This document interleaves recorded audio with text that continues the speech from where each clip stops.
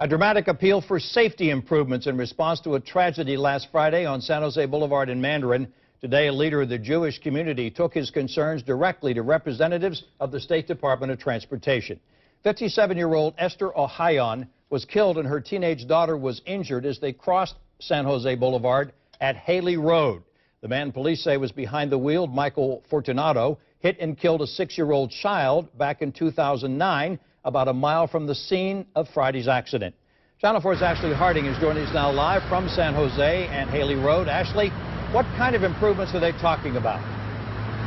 Tom, what they really want to see is a pedestrian bridge built in this area because of the heavy foot traffic, and they say if that's not feasible, there are many ways to prevent another tragedy from happening along this stretch of road.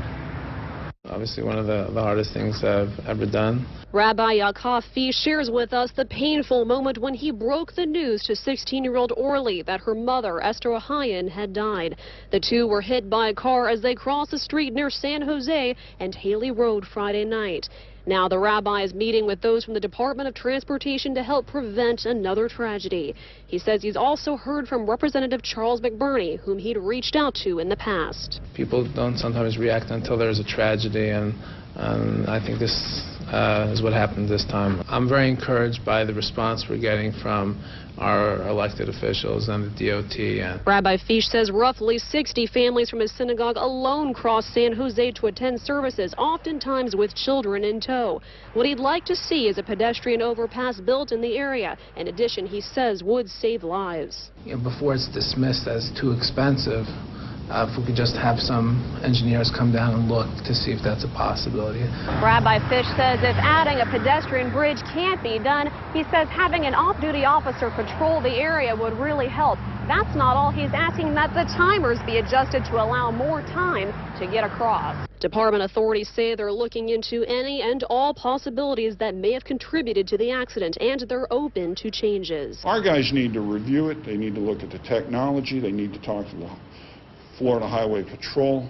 Sheriff Rutherford has some opinion, so we need to be all-inclusive. Those with the department say they're in the process of setting up a formal meeting with the rabbi to further discuss their options. And I also spoke with the rabbi about Orly's condition. He says she is continuing to improve, and that really is the good news tonight. Now, as for that meeting he talked about, that's going to take place sometime within the next 2 weeks. Reporting live, I'm Ashley Harding, Channel 4, the local station. Ashley, thank you for setting a good example by wearing the safety vest when you're standing there at that intersection. Now, we know the driver involved, Michael Fortunato, had a court appearance today. Any word what that was about?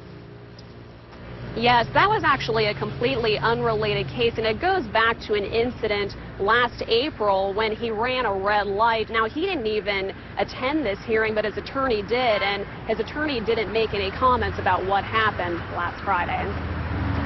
Ashley Harding reporting to us live from Mandarin. Thank you, Ashley.